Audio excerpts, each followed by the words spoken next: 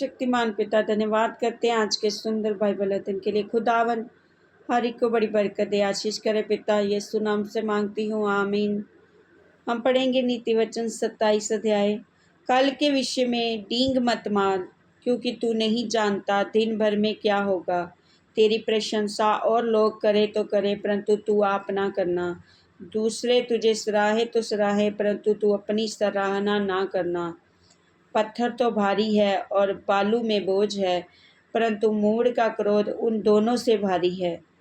क्रोध तो क्रूर और प्रकोप धारा के समान होता है, परंतु जब कोई जल उठता है तब कौन ठहर सकता है। खुली हुई डांट गुप्त प्रेम से उत्तम है। जो घाव मित्र के हाथ में लगे वह विश्वास योग्य है, और परंतु बैरी अधिक चुंबन करता है। संतुष्ट होने पर मधु का छत्ता भी फीका लगता है, परंतु भूखे को सब कड़वी वस्तुएं भी मीठी जान पड़ती हैं। स्थान छोड़कर घूमने वाला मनुष्य उस चिड़िया के समान है जो घोंसला छोड़कर उड़ती फिरती है। जैसे तेल और सुगंध से, वैसे ही मित्र के हृदय की मनोहर सम्मति से मन आनंदित होता है। जो तेरा और तेरे पिता का भी मित्र हो, उसे ना छोड़ना, और अपनी विपत्ति के दिन अपने भाई के घर ना जाना। प्रेम करने वाला पड़ोसी दूर रहने वाले भाई से कहीं उत्तम है। हे मेरे पुत्र, बुद्धिमान होकर मेरा मन आनंदित कर, तब मैं अपने निंदा करने वालों को उत्तर दे सकूंगा। बुद्धिमान मनुष्य विपत्ति को आती देखकर छिप जाता है, परंतु भोले लोग आगे बढ़े चले जाते और हानि उठाते हैं। जो पराये का उत्तरदायित्व हो उसका कपड़ा, और जो अनजान का उत्तरदायित्व हो उससे बंधक की वस्तु ले ले। जो भोर को उठकर अपने पड़ोसी को ऊंचे शब्द से आशीर्वाद देता है, उसके लिए वे श्राप गिना जाता है। झड़ी के दिन पानी का लगातार टपकना और झगड़ालू पत्नी दोनों एक से है। जो उसको रोक रखे वह वायु को भी रोक रखेगा, और दाहिने हाथ से वह तेल पकड़ेगा।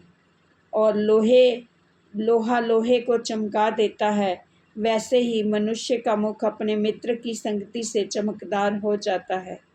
जो अंजीर के पेड़ की रक्षा करता है वह उसका फल खाता है। इसी रीति से जो अपनी स्वामी की सेवा करता उसकी महिमा होती है। जैसे जल में मुख की परछाई मुख को प्रकट करती है, वैसे ही मनुष्य का मन मनुष्य को प्रकट करता है। जैसे अधोलोक और विनाशलोक, वैसे ही मनुष्य की आँखें भी तृप्त नहीं होती। जैसे चांदी के लिए कुठाली और सोने के लिए भट्टी है, वैसे ही मनुष्य के लिए उसकी प्रशंसा है। चाहे तू मूर्ख को अनाज के बीच ओखली में डालकर मुसल से कूटे, तो भी उसकी मूर्खता नहीं जाने की।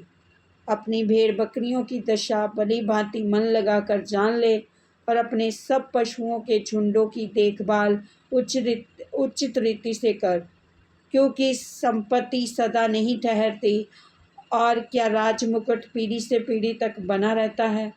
जब कटी हुई घास उठा ली जाती और नई घास दिखाई देती, और पहाड़ों की हरियाली काट कर इकट्ठी की जाती है, तब भेड़ों के बच्चे तेरे वस्त्र के लिए होंगे, और बकरों के द्वारा खेत का मूल्य दिया जाएगा। और बकरियों का दूध इतना होगा कि तू अपने घराने समेत पेट भर के पिया करेगा, और तेरी दासियों का भी जीवन निर्वाह होता रहेगा। इस वचन के द्वारा प्रभु ब्लेस करेंगे सबको। जय मसीह की। आमीन।